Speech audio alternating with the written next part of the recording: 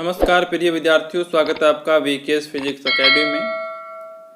BSc BEd third year और general BSc third year की जो बुक है क्वांटम फिजिक्स पहला पेपर, उसकी यूनिट फर्स्ट के लेक्चर नंबर 7 को आज हम स्टार्ट कर रहे हैं।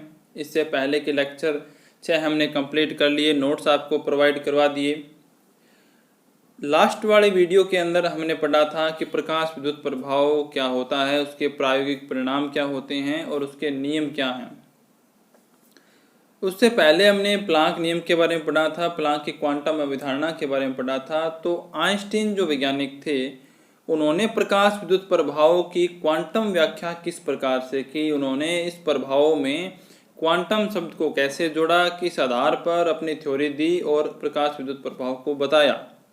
इसके साथ साथ उन्होंने अपनी एक समीकरण भी दी जो प्रकाश विद्युत समीकरण कहलाती है, आइंस्टीन की प्रकाश विद्युत समीकरण कहलाती है। बुक्स के अंदर आप देखेंगे तो ये काफ़ी ज़्यादा थ्योरेटिकल चीज़ें इसमें दे रखी हैं, लेकिन नोट्स का मतलब यही होता है कि हम कम टाइम के अंदर मुख्य बातें इसमें लिख सकें, जिसमें पेपर में अपना समय भी बचे और अपने अच्छे नंबर भी आ जाएं। तो इसी उद्देश्य को ध्यान में रखते हुए मैं आपको नोट्स प्रोवाइड करवा रहा हूँ, साथ साथ में आपको समझा रहा हूँ ताकि आप अपने नोट्स बना लें और एक्स्ट्रा बातें जो है आप उसको छोड़ दें। मुख्य बातें जो है आपके पास एक कॉपी के अंदर नोट हो जाएं, जिससे परीक्षा में आपको अधिक से अधिक लाभ मिल सके। आइए शुरू करते हैं। प्रकाश विद्युत प्रभाव की आइंस्टीन की क्वांटम व्याख्या किस प्रकार से है। आइंस्टीन के अनुसार E बराबर एच न्यू, आप जानते हैं E बराबर एच न्यू जो अवधारणा है ये आपने मैक्स प्लांक ने बताई थी। एच प्लांक कांस्टेंट है, न्यू आवर्ती है, ई ऊर्जा है। और आइंस्टीन की एक बहुत ही प्रचलित समीकरण है E बराबर mc², जिसके बारे में आप पहले से ही जानते हैं। इन दोनों में रिलेशन भी होता है, ये क्वांटम फिजिक्स के अंदर रिलेशन चलता रहता है इन दोनों का। E बराबर एच न्यू ऊर्जा वाले ऊर्जा पैकेट्स को क्वांटा कहते हैं, जो फोटोन कहलाते हैं।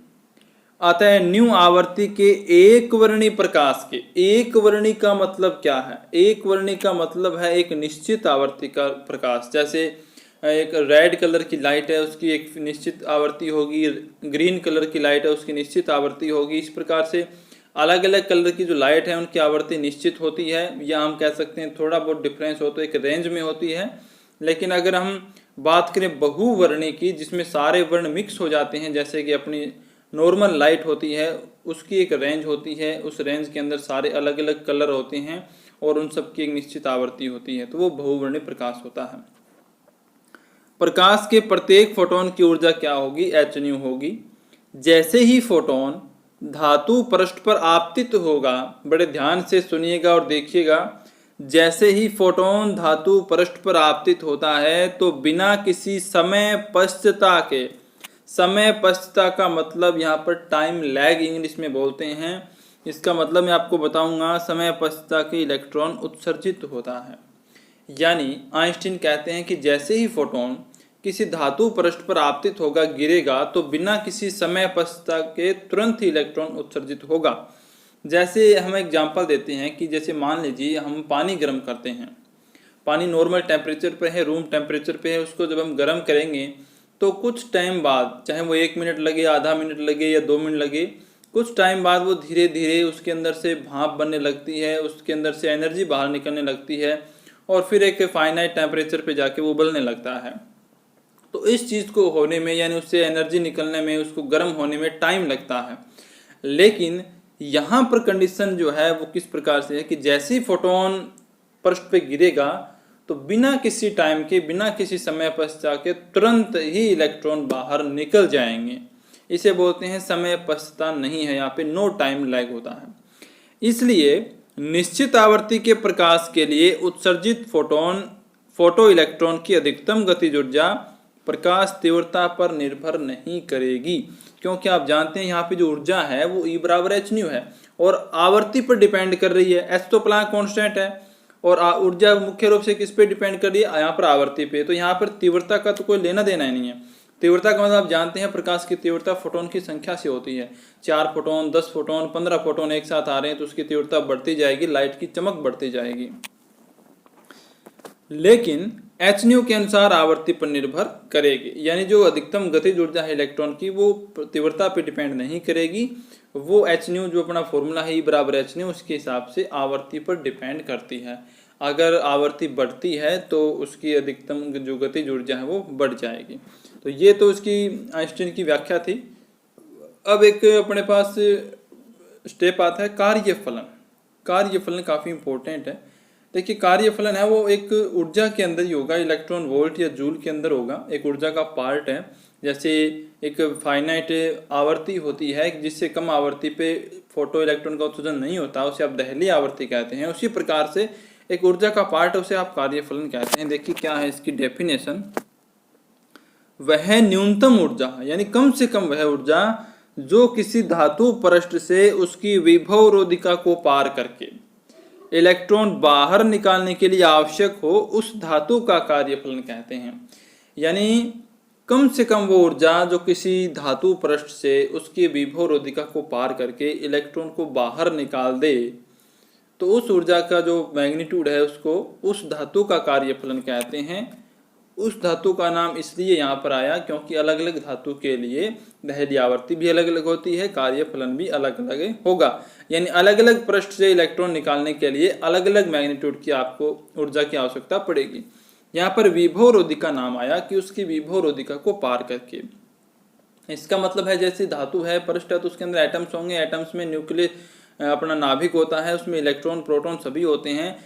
तो एक फाइनाइट अगर हम एनर्जी नहीं देंगे तो नाभिक जो है वो इलेक्ट्रॉन को जाने नहीं देगा, उसकी एक विभव रोधिका वहाँ पर है। तो हमें एक ऐसा पोटेंशियल ऐसी एनर्जी वहाँ पे देनी पड़ेगी जिससे नाभिक और जो इलेक्ट्रॉन के मध्य जो फोर्स लग रहा है अट्रैक्शन फोर्स, उसको वो तोड़ के बाहर आ जाए।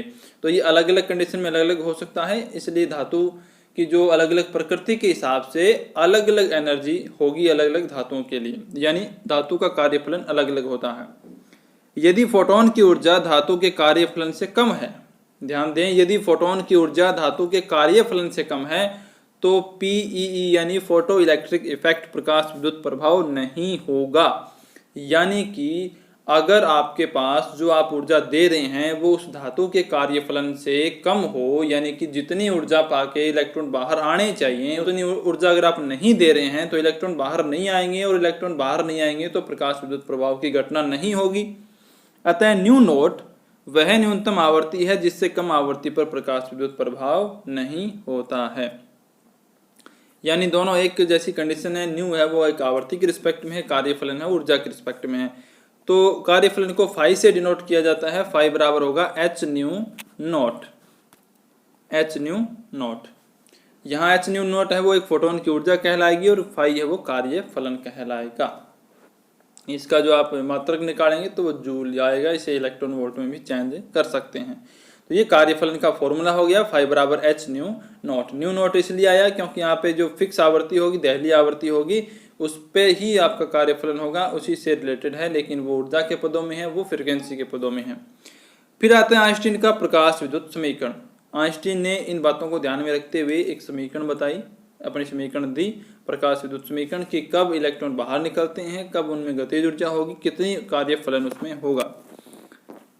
तो प्रकाश विद्युत समीकरण क्या है आइंस्टीन का, जब एच न्यू ऊर्जा का फोटोन E बराबर एच न्यू ऊर्जा का फोटोन धातु के किसी इलेक्ट्रॉन द्वारा अवशोषित किया जाता है या अवशोषित की जाती है तो एच न्यू नॉट बराबर फाई।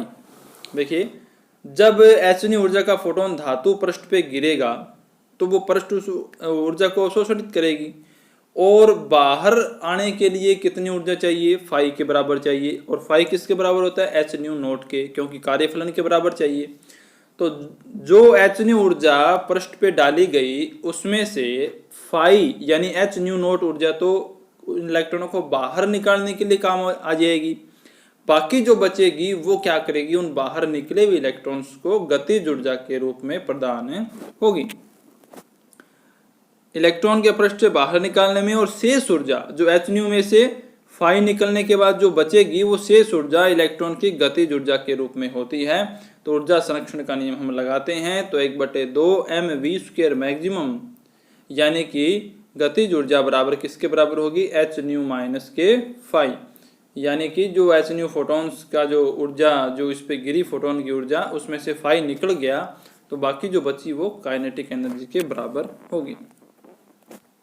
दहली आवर्ती न्यू नॉट के प्रकाश फोटोन के लिए अगर एक फिक्स दहली आवर्ती की बात करें हम तो इस फिक्स दहली आवर्ती पे जो फोटॉन्स गिरते हैं पृष्ठ पर उनसे इलेक्ट्रॉन सिर्फ और सिर्फ बाहर निकलते हैं, वो अपने इसमें गतिज ऊर्जा प्रदान नहीं कर पाते, सिर्फ बाहर निकालने के लिए दहली आवर्ती की आवश्यकता हमें होती है।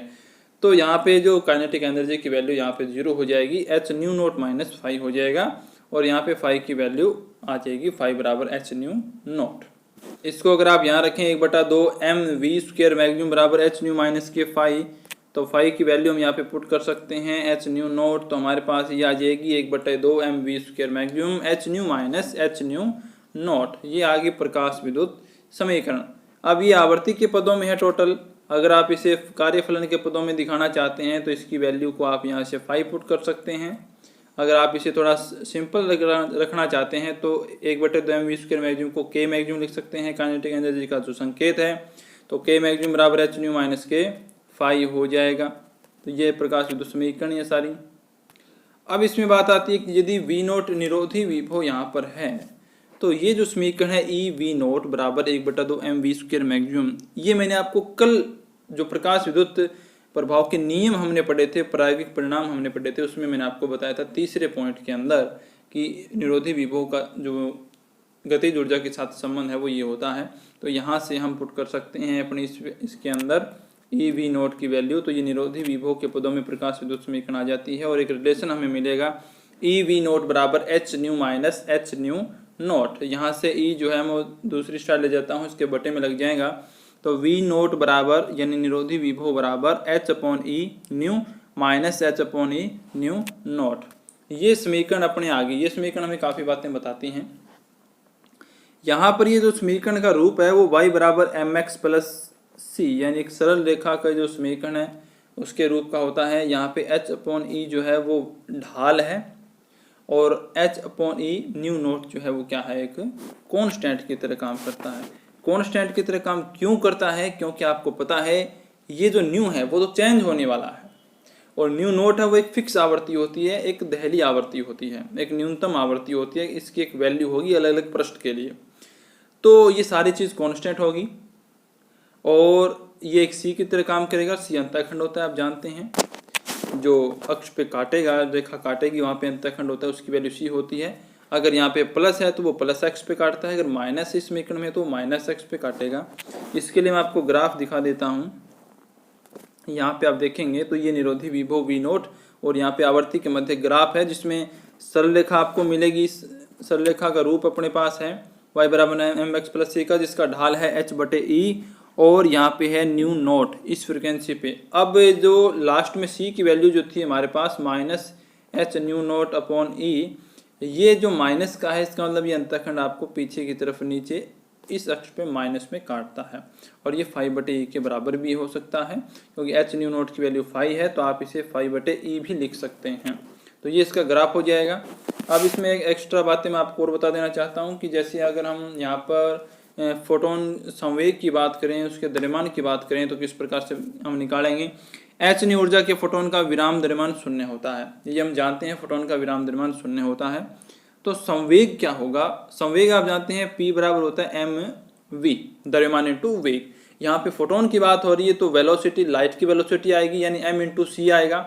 तो यहाँ से अगर मैं संवेग को E/c लिखता हूँ, P बराबर E/c, तो वही बात है, कैसे, E बराबर mc² होता है और mc² E की वैल्यू मैं यहाँ पे पुट करूँगा तो बटे में c है, c से c क्रॉस हुआ, m इंटू सी हुआ, वही संवेग की परिभाषा है ये। तो यहाँ पे P बराबर E/c हुआ और फिर E की वैल्यू क्या रखी हमने, E बराबर होता है h न्यू, प्लांक वाला, या आइंस्टीन ने जो बताया वह दोनों एक ही बात है।